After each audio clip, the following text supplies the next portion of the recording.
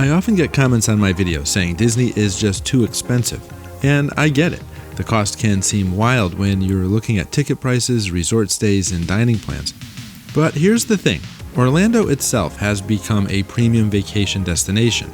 Between Disney, Universal, and the cruise lines that sail from Port Canaveral, this is no longer a cheap getaway.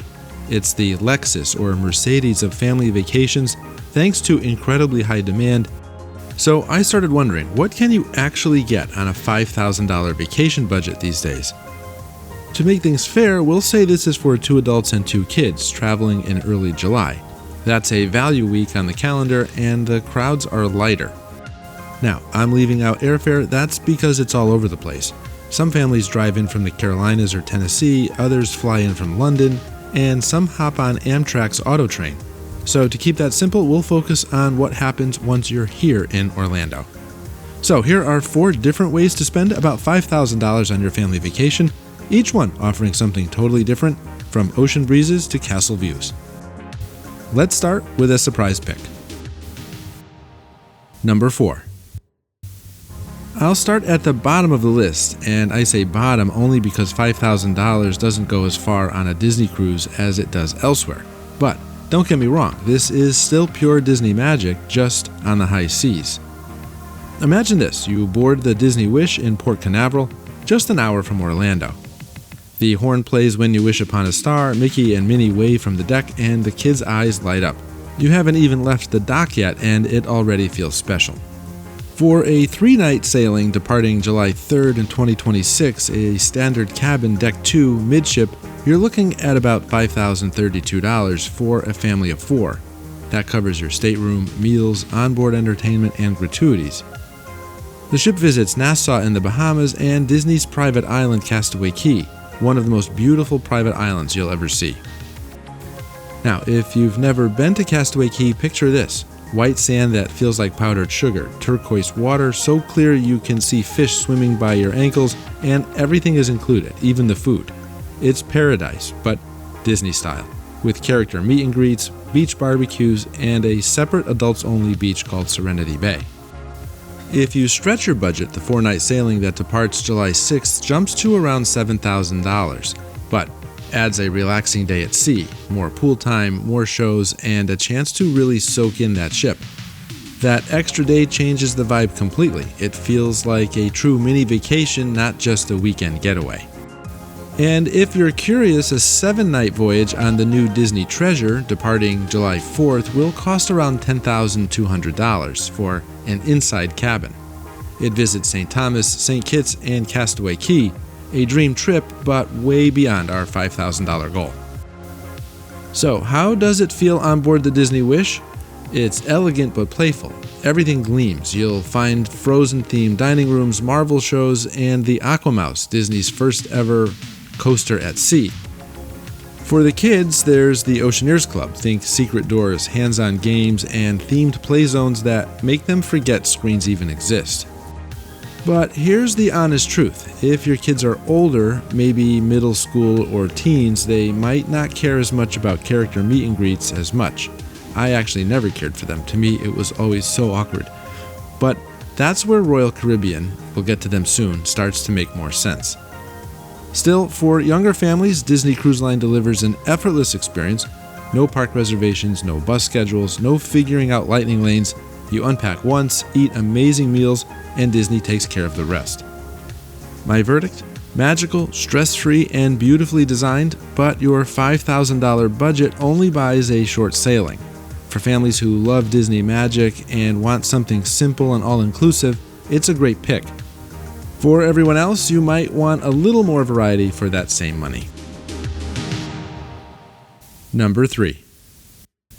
Next up, Universal Orlando Resort, the action-packed destination that's been giving Disney a serious run for its money.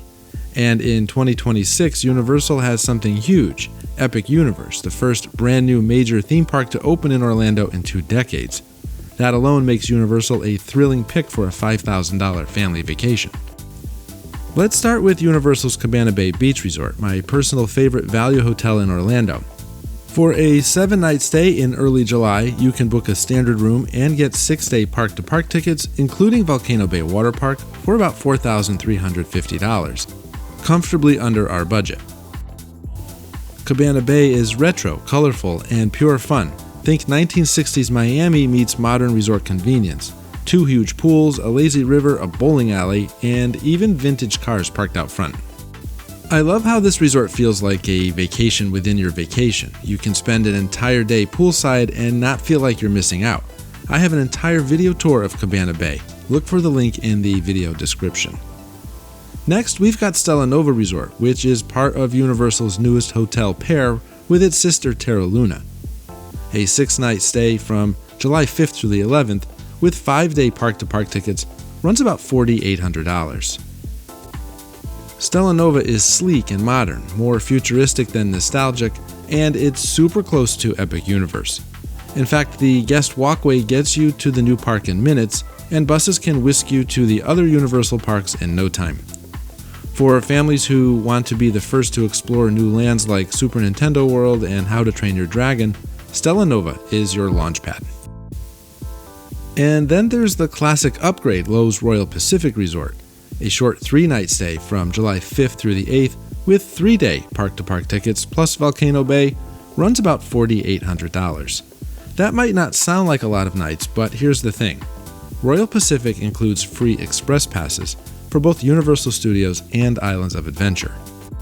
That perk alone can save you hundreds, sometimes over $1,000, depending on the season.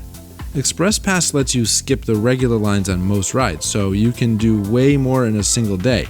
That means hitting Hagrid's Motorbike Adventure twice, then hopping over to Velocicoaster, and still making it to Mummy before lunch, which is my favorite, by the way. The trade-off, you only get 3 nights instead of a full week, but with free Express Passes, you can get the parks done a lot faster. Now, Universal does not have a dining plan anymore, so you'll need to plan separately for meals.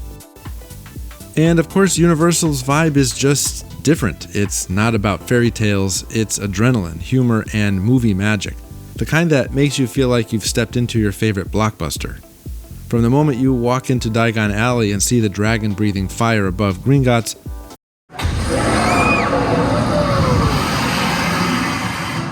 comes a complete vacation ecosystem. My verdict? Universal Orlando delivers massive value for the price, especially for families who crave adventure and new experiences. But be mindful, adding express passes out of pocket can push your total well above $5,000. Number 2. Next up, we're setting sail with Royal Caribbean, a cruise line that's taken the concept of family vacation and turned it into something truly next level. I'm sure Disney has taken note of this. Royal Caribbean ships are like floating cities, full of life, full of energy, and packed with experiences for every kind of traveler. You'll find Broadway-style shows and multi-story slides, surf simulators, rooftop mini-golf, and even robotic bartenders. And yet, when you walk out on deck at sunset, you realize it's also very peaceful. Let's start with Utopia of the Seas, one of Royal Caribbean's newest and most talked about ships. It sails out of Port Canaveral, same as Disney, and in July 2026, it's going to be the ship to watch. A 3-night sailing on July 3rd, 2026 in a 1C ocean view cabin with an extra large balcony comes to around $4,800 for a family of 4. That's a sweet spot right under our $5,000 mark. Compare this balcony stateroom to a windowless room on the Disney Wish. This itinerary includes Nassau, Bahamas, and Perfect Day at Coco Cay, Royal Caribbean's private island that feels like a tropical resort. The island has water slides, snorkeling lagoons, and a massive freshwater pool, and a private beach club with infinity pools that look out over turquoise water. It's the kind of place where kids can spend all day laughing in the water park while parents sip frozen drinks under palm trees and nobody's bored. If you've got a little wiggle room in your budget, a 4-night Utopia sailing on July 6th runs about $5,072 for a 1D ocean view balcony cabin. That extra night gives you a full day at sea, time to slow down and to enjoy the ship itself.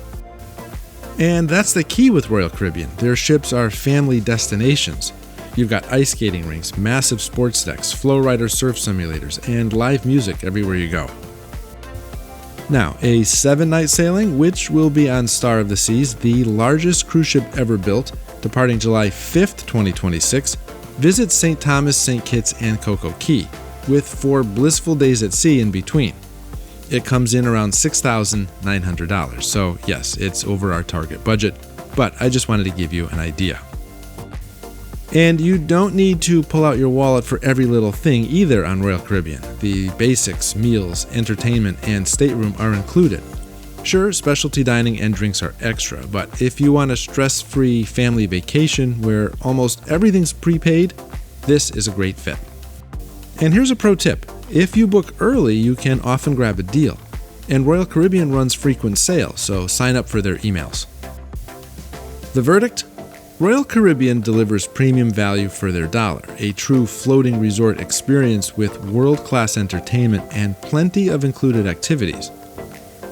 For families who want the ocean breeze, adventure, and variety, this might just be the best $5,000 you'll ever spend.